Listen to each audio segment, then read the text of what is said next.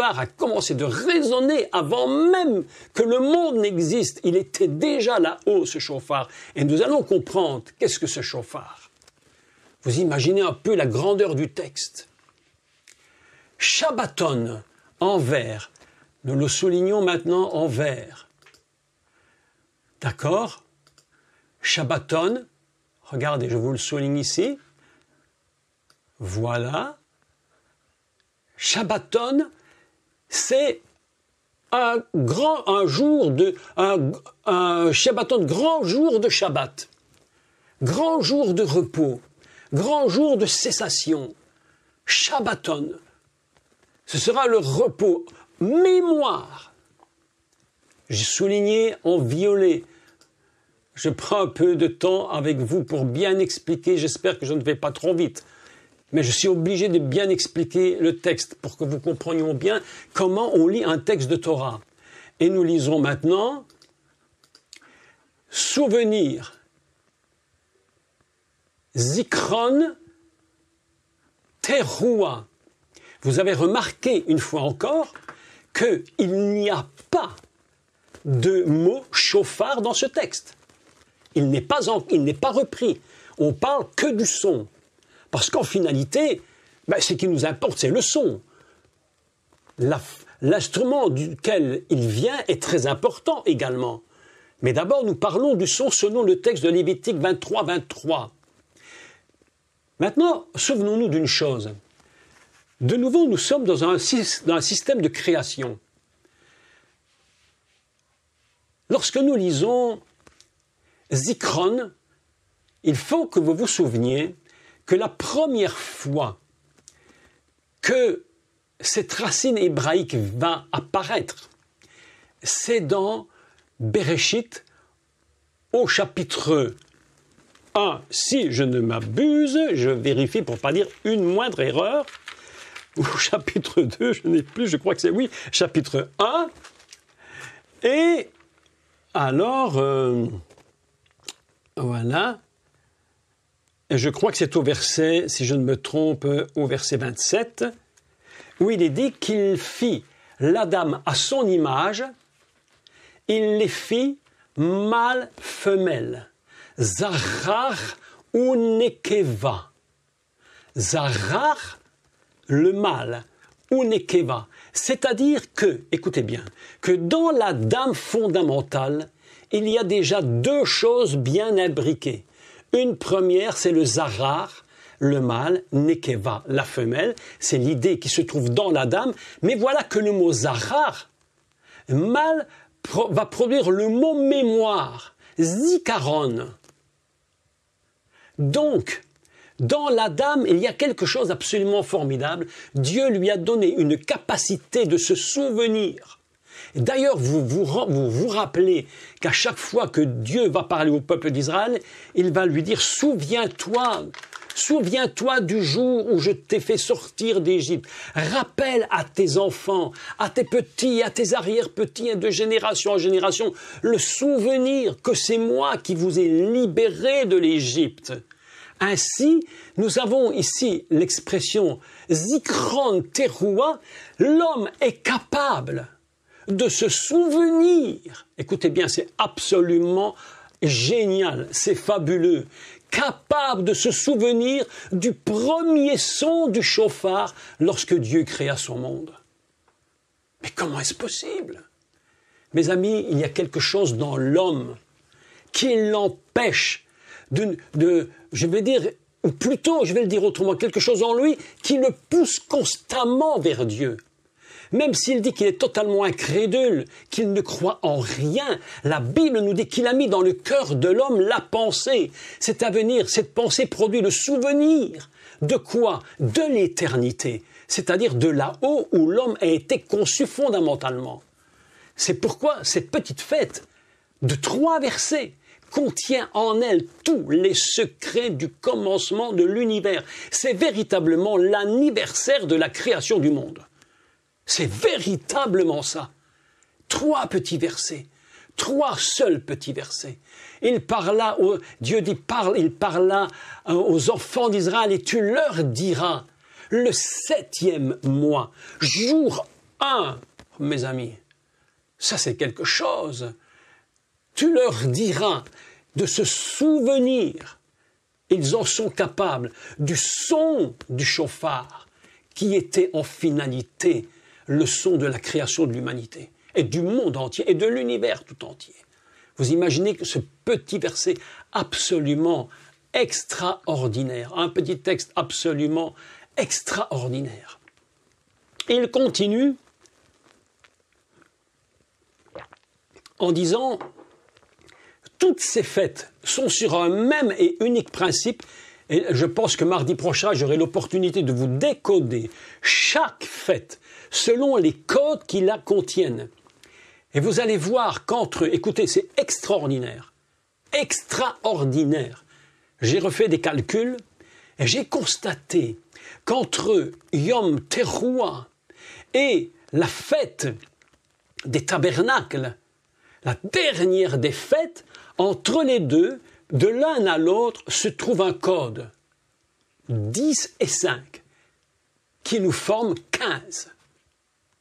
Et voilà que la première fête de Pessah commence le 15 Nissan. Nous constatons à travers tous ces codes absolument incroyables que tout fonctionne dans une unité absolument indivisible. C'est absolument extraordinaire. Tout fonctionne de façon indivisible. Et il dit donc, dans chaque fête, et maintenant nous sommes dans la fête de Yom Teruah, le son du chauffard, il dit donc, ce sera pour vous une sainte convocation. J'ai donc écrit ici, de nouveau, je vais vous le marquer, voilà,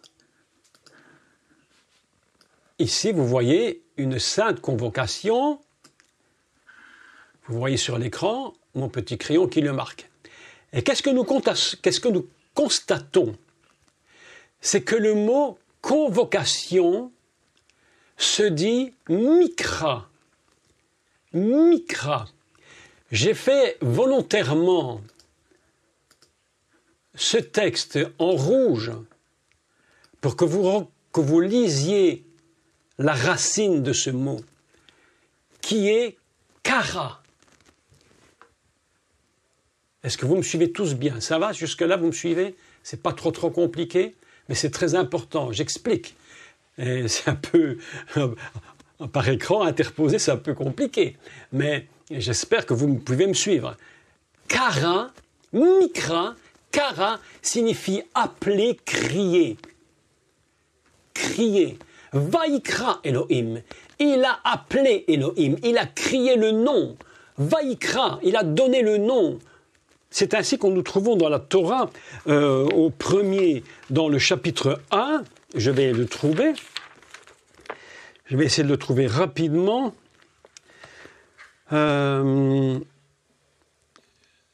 Alors, Vayomer Elohim hi or. Dieu vit que la lumière était bonne et il sépara Dieu entre la lumière et l'obscurité. Ouais, alors au verset 5, chapitre 1 de Bereshit, Genèse, Vaikra Elohim. Vaikra Elohim laor yom. Il a crié au jour. Il a crié littéralement, il a appelé, il a crié au jour. Vous savez, lorsque Dieu crée son monde, c'est un cri gigantesque dans l'univers. Cri absolument inimaginable, qui dépasse tout ce qu'on peut imaginer. Le plus grand cri, la plus grande bombe atomique ne fait pas le quart du milliardième du cri que Dieu a poussé dans l'univers lorsqu'il a crié « Lumière soit » et il appela ce nom « Jour »,« Yom Vaikra ». Nous avons cette même racine ici dans le texte, cette même racine quand il dit que c'est une sainte convocation. Une convocation, c'est un cri divin. Lorsque Dieu t'appelle, il crie, il t'appelle en criant. Il t'appelle par ton nom, c'est moi qui t'appelle par ton nom, je crie ton nom. Alors, comment décoder Mikra d'abord? Je vais maintenant encore changer de couleur et vous montrer Tout ceci, c'est très important parce qu'on veut vraiment faire un cours où je vous explique en détail. Vous voyez, suivez bien ma petite flèche ici. Voilà, j'entoure la lettre même. Vous voyez le même que j'entoure? Je la dessine à côté pour que vous puissiez la voir en plus grand. Je la dessine comme je peux, hein, c'est pas facile avec le système. Voilà le même hébreu. D'accord? Et nous avons cette lettre même qui est la lettre, premièrement, qui est la lettre du Mashiach. La lettre de Maïm, l'eau. Mais en hébreu, lorsque l'on met cette petite lettre, je parle de la règle générale, je ne parle pas de tous les redétails, ça veut dire qui vient de. Même, ça veut dire qui vient de la source. Si vous voulez, Maïm, la source. Mashiach, il est la source. Même c'est qui vient de. En anglais, on appelle ça from, n'est-ce pas? On appelle ça en anglais from. J'essaie d'écrire ça le mieux possible, mais c'est très compliqué. From veut dire en anglais qui vient de. Eh bien, le même c'est qui vient de. Qu'est-ce qu'une sainte, qu'est-ce qu'une convocation divine? Une convocation divine, c'est pas simplement je t'appelle, tu viens si tu veux, tu viens pas si tu veux pas. Une convocation divine, c'est quelque chose qui vient du cri divin. Ça vient d'un cri divin. C'est un cri d'éternité. Lorsqu'il nous appelle à rentrer dans sa fête, c'est un cri éternel. Cri d'éternité. Ce sera pour vous une sainte convocation. D'accord? Vous me suivez bien à ce niveau-là, c'est très important de comprendre ce secret. Donc, une sainte convocation, c'est pas n'importe quoi. C'est pas simplement dire, tiens, j'entends quelqu'un qui m'appelle et puis je vais y aller et puis je ferai ce qui me plaît. Il va préciser, ainsi que dans toutes les fêtes, pour bien vous rappeler que c'est une seule et même chose indivisible, toutes les fêtes font partie d'un même cri divin qui te dit, viens, je t'appelle, par ton nom, ou je te nomme un nom, puisque la première fois que le mot, que la racine karin apparaît, c'est pour donner un nom. Quand Dieu t'appelle, il te nomme un nom et il te donne un nom. Lorsque tu viens à la fête de Yom Teruah, Dieu te dit, tu viens, mais je te donne un nom. Vaikra, Vaikra, Mikra, Kodesh. Un cri, qu'est-ce que c'est que Kodesh? Kodesh, c'est saint. Quelque chose qui est saint. Mais qu'est-ce que c'est être saint dans la pensée biblique? Ben, c'est quelque chose qui est à part. Quand on dit le Saint-Esprit, on ne parle pas seulement d'un esprit normal. Comme vous savez, on a l'habitude, je ne sais pas si vous avez remarqué, si vous êtes un peu comme moi, si vous avez remarqué qu'on parle du Saint-Esprit, on en parle comme si on parlait, je ne sais pas moi, de n'importe quoi, on ouvre la porte, on ferme la porte. Non, le Saint-Esprit, c'est une définition particulière. Kodesh, Kodesh, Ruach HaKodesh, l'esprit qui est à part de tous les esprits. Et pourquoi est-il à part? Parce que justement, il n'est touché par rien qui soit mauvais. Rien ne peut l'altérer. Écoutez bien, ce texte est extraordinairement important. Rien ne peut altérer le Ruach de Dieu. C'est pourquoi il s'appelle Ruach HaKodesh. Et voilà que la convocation nous vient de la même façon. C'est un cri divin d'une puissance gigantesque qui est à part de tous les cris par sa sainteté et par sa pureté. Lorsque Dieu t'appelle, il dit « Et n'oublie jamais que lorsque je te convoque devant moi, c'est parce que tu es dans un endroit absolument unique. C'est mon endroit. C'est la raison pour laquelle Hachem va dire à Moshe, lorsqu'il va se trouver devant le buisson, « Moshe, attention, ne mets pas n'importe comment tes pieds, parce que ôte tes chaussures, ne viens pas sur mon terrain avec tes vieilles, passe-moi l'expression extrêmement française, mais ne viens pas avec tes vieilles godasses. Ne traîne pas avec toi la poussière de passé. Ne traîne pas avec moi la boue du passé. Ne traîne pas avec moi les choses du passé. Lorsque tu viens dans ma présence, je vais te parler. Mais c'est une sainte convocation. Un cri divin extrêmement fort qui te dit ce cri est hors de tous les cris tellement il est pur et il est saint. Et c'est là que Dieu nous parlera. Beaucoup de croyants ne comprennent pas. Dieu ne me dit rien, Dieu ne me parle pas, mais Dieu te dit, mais laisse ton passé. Lorsque je te convoque dans ma présence, lorsque je crie pour que tu viennes, lorsque je veux te donner un nom, mais tu viens avec ton passé. Comment pourrais-je mettre ma nature sur ton passé? C'est ça la fête du chauffard. Mes amis, la fête de chauffard, Yom Teruah, le son du Teruah que tu entends, c'est Dieu qui te dit, ne viens pas sur mon terrain, n'importe comment. Et c'est la raison pour laquelle il est écrit. Et je lis maintenant, je vous montre de nouveau le texte. Ici, regardez bien, ici, je le fais en bleu. Kol meleret avoda lota asu. Expliquons cette expression hébraïque. Alors, comment l'a-t-on traduit en français? Vous ne ferez aucune œuvre servile. Traduction littérale. Je fais une traduction littérale maintenant. J'entoure kol, qui signifie tout. Tout. Sans exception. Kol meleret. Meleret peut être traduit par œuvre, un travail. Alors, avoda, je souligne avoda. Avoda, c'est très intéressant parce que cette expression avoda, on va la retrouver dans le début des 10 commandements. C'est moi qui t'ai fait sortir de la maison de la servitude. C'est moi qui t'ai tiré de la maison qui te rendait esclave. Et Dieu te dit, toute œuvre, je traduis littéralement, toute œuvre, je souligne ici, meleret, toute œuvre qui te rend esclave, tu ne la feras pas. Vous ne la ferez pas. Vous ne la ferez pas. Mes amis, ce texte-là est absolument magnifique. Qu'est-ce que cela veut nous dire?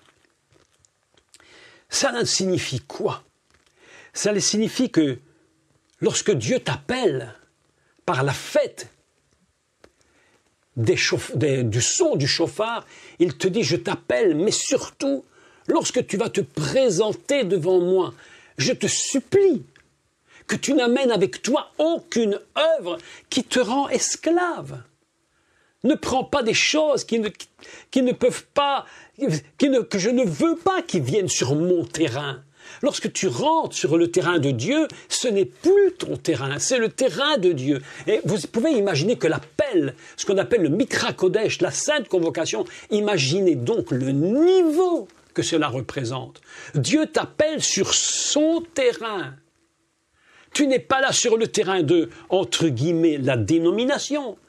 Tu n'es pas là sur le terrain de toute autre chose. Tu es appelé sur le terrain de Dieu. Et il te dit, sur mon terrain, je ne veux pas en aucun cas que tu viennes avec toutes les œuvres qui te rendent esclave. Je ne veux pas que tu les fasses. Je t'interdis de les faire. Je veux que tu viennes dans mon terrain, sur mon terrain, dans la même nature que moi j'ai, dit Dieu. Elohim te dit, c'est pourquoi je te précise que la fête de Yom Teruah, c'est un jour de grand repos. C'est ça qui est important de comprendre. Un jour de grand repos. Tu rentres ainsi dans le repos de Dieu. À chaque fois que le chauffard se met à sonner, à chaque fois que tu entends le son du chauffard, tu sais que Dieu t'appelle. Il t'appelle sur son propre lieu. Il dit maintenant, le lieu où tu te trouves n'est pas n'importe quel lieu. D'accord? C'est très important que nous comprenions cela. Donc, Vous imaginez un peu la puissance de ce texte.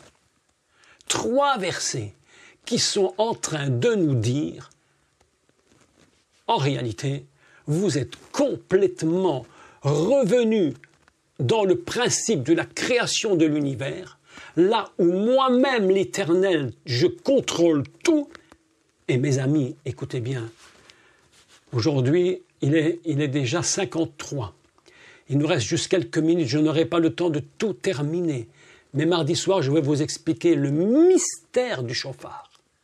Le mystère du chauffard, parce que jusqu'à présent, on n'a toujours pas parlé de lui. On n'a fait qu'une introduction à ce que représente cette fête et au son qu'il produit. Mais le son qu'il produit ne peut être produit que par un instrument extrêmement particulier, qui a des sens extrêmement particuliers, avec une puissance incroyable. Dieu parle. Beaucoup de gens disent, mais je n'entends pas Dieu me parler. Mais tu n'entends pas Dieu te parler parce que tu viens sur le terrain de Dieu avec tes propres paroles, avec tes propres idées, avec tes propres œuvres. C'est pourquoi Dieu te dit, arrête, arrête, arrête. Laisse-moi faire mon œuvre moi-même. Je t'invite. Vous savez, ça me rappelle un texte. Et je vais clôturer pour aujourd'hui un texte absolument, mais extraordinaire. C'est le Seigneur lui-même qui parle, le Mashiach par Yeshua. Il convoque les gens à la noce et leur dit « venez à la noce ». Mais ne venez pas avec n'importe quel vêtement. Vous connaissez le texte. Il dit « venez parce que tout est prêt ». Tout est prêt. Je ne te demande pas de venir avec tes casseroles pour faire la popote. Tout est déjà prêt. Je ne te demande pas de venir avec ton four micro-ondes pour réchauffer le poulet. Tout est prêt. Tout est prêt. Viens sur mon terrain. Je ne te demande qu'une chose, dit Dieu. Assieds-toi à ma table et ensemble on va partager.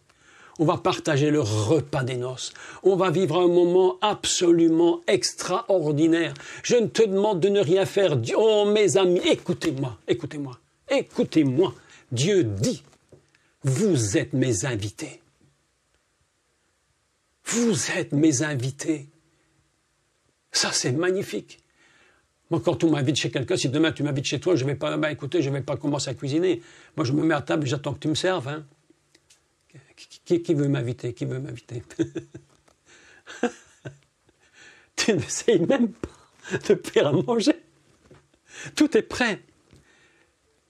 Le Mikra Kodesh, c'est un cri divin qui vient du fond de l'univers, qui vient du fond du plus profond de Dieu, qui te dit, viens, je t'invite à ma table, je t'invite dans ma maison parce que j'ai des choses à te dire.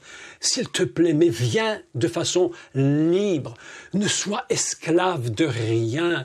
Mes amis, nous nous posons parfois des questions, mais comment nous pouvons aller vers le Seigneur? Comment nous pouvons l'adorer? Comment nous pouvons le prier?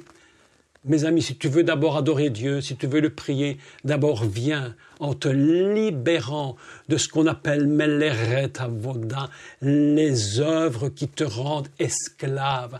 Laisse tomber ces choses. Et que lorsque tu seras totalement libre, alors tu participeras à la table du Seigneur. Et lorsque tu participeras à sa table, mes amis, mais tu te rends même pas compte de ce que représente la table de Dieu. Il a dit, j'ai mis devant toi une table. Et elle est chargée de mets succulents. Prophète Ésaïe, de vin vieux, clarifié, un vin extraordinaire. Je ne te demande pas de l'apporter, c'est moi, dit Dieu, qui te donne. Je te donne. Arrête, arrête, arrête. Viens sur mon terrain. Quel texte extraordinaire. Je ne sais pas si vous êtes comme moi, mais franchement,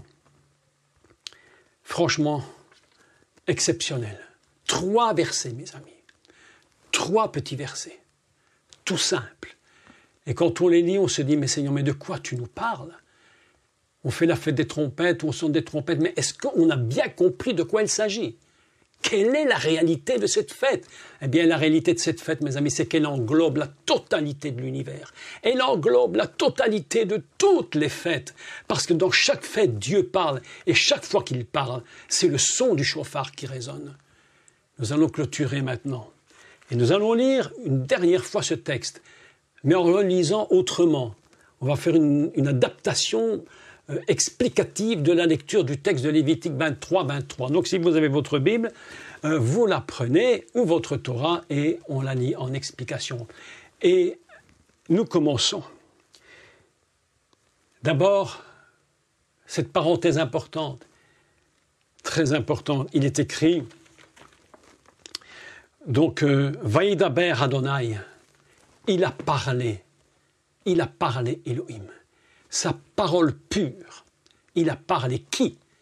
Elohim, c'est-à-dire ce Dieu éternel, l'éternel, celui de toute éternité. Lorsque Moïse entend cette parole, il est connecté à l'éternité. Il n'est pas connecté à la temporalité, mais complètement dans l'éternité. L'Éternel parla à Moshe et il dit « Parle aux enfants d'Israël et dis-leur. Le septième mois, 7, le jour 1 du mois, le jour 1, Echad, le jour 1 du mois, vous aurez un grand repos, un grand Shabbat, une grande cessation. Tu te rends compte, dit Dieu, comment je t'invite à venir chez moi et je te demande de rien faire. C'est extraordinaire.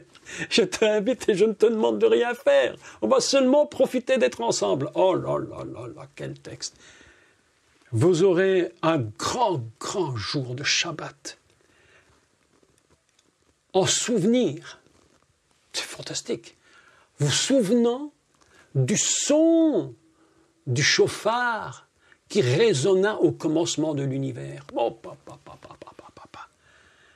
et il y a un cri puissant qui t'appelle par la sainteté. Extraordinaire.